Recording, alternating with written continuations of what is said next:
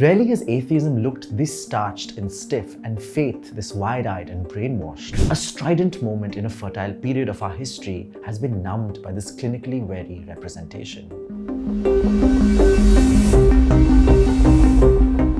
Maharaj is based on the 1862 Maharaj Libel Case debated in the Supreme Court of Bombay. The 19th century was a fertile and fragile period because suddenly, as Indians, we were asked to explain ourselves and our faith, to condense it and to rationalize its practices. This was, after all, the century where both the words Hinduism and Hindutva were coined.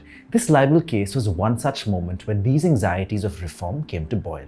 Jadunath Maharaj had filed a defamation case against the journalist and social reformer Karsandas Mulji, who, in his newspaper Satyaprakash, had outlined Jadunath's sexual liaisons with female devotees. He even wrote of men who showed their devotion by offering their wives as sexual objects to the Maharaj. The Maharaj is a direct male descendant of Vallabha, the founder of the Vaishnavite Pushti Marg sect. Based on this court case, Saurabh Shah wrote the Gujarati novel, also named Maharaj, from which this 2-hour film is milked. Debutant Junaid plays the atheist reformer Karsandas Mulji, while Jaideep Ahlawat plays the unruffled and rapacious Maharaj. In a looming lazy voiceover and shabby, quickly disposed scenes, we are given a ringside biography of Karsandas, from birth to boyhood and then more. He is eternally inquisitive, irreverent towards untouchability, and promoter of widow remarriage. He's a staunch atheist who gambles with reformers like Dadabhai Naoroji. But no one at home or in his larger community takes him seriously. His reform is considered a plaything. When he finds out his fiancée Kishori, played by Shalini Pandey, is one of the women who has slept with the Maharaj, he's distraught. Not just by the act, but by Kishori's defense of it. She was picked by the Maharaj during Holi when the Maharaj smears pink gulal on her chest in front of everybody. The women rejoice at her being selected for this charan sparsh, a euphemism for the Maharaj taking the woman to bed, because they think he's a fragment of God himself, and so the rationale goes, they are having divine sex. Literally, somewhat if not figuratively. Despite living in the community of Pushti Margis in Mumbai, Mulji has no idea of such a practice. But more importantly, his fiancée, despite knowing it, was stupid enough, excited enough to participate in it. She tells him, Maharaj Mangetar se upar aur dharam pyar se. An uneasy fragility enters the film here.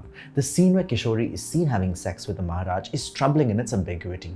Her eyes flare as he unwraps her choli. Is this the anxiety of sex or rape that we see in her eyes? Is the reluctance with which she rides him, and she rides him tired as though doing him a favor, as he lies supine, is this her discomfort with this act or nervousness about this Devi performance? The film refuses to make its surface clear, and Shalini Pandey, in her mousy portrayal, pretends these distinctions do not exist. When Mulji asks her to explain this slippage, she says that this has always been a tradition. When he breaks off the engagement, she goes back to the Maharaj. It's only when she finds out that he's also trying to sleep with her sister that she sees the light of day. Does she not know that Krishna is known for his Ras Leela? Is it jealousy that opens her eyes to his carnal fraud? Maharaj plays out pretending these are questions that do not need answers. An intellectually disingenuous, narratively floppy film, it does not even know how to frame the very idea of violence in order to argue its reform. When this case goes to the courts, these ambiguities are magnified. Maharaj's followers, who are all in the know-how of this sexual malpractice, experience a collective epiphany of his villainy at the steps of the court. This is a fitting symbolism of religion being tamed at the threshold of law. But why now? Is it Maharaj's syphilis? Rarely has atheism looked this starched and stiff, and faith this wide-eyed and brainwashed. Junaid Khan's eyes are moony, his gaze always steady, his gait always awkward. His is a performance whose sincerity robs it of any possibility.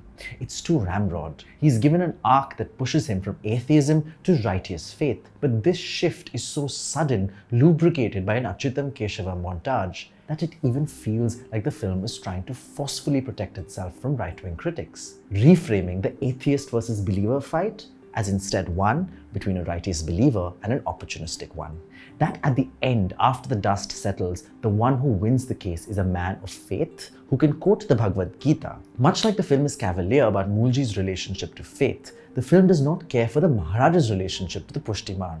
Is he merely a randy opportunist or a narcissist so taken by his own myths that he begins to believe it? Like Bobby Deol's character of the rapacious godman in Ashram, the writing is no longer about making sense of what they are arguing, but a table tennis match between one finding witnesses and the other disposing them off. A strident moment in a fertile period of our history has been numbed by this clinically wary representation.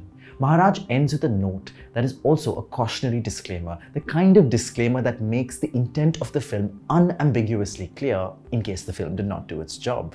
This disclaimer notes that one event, however bleak and violent, cannot tarnish an entire faith, and that it must be seen as an exception.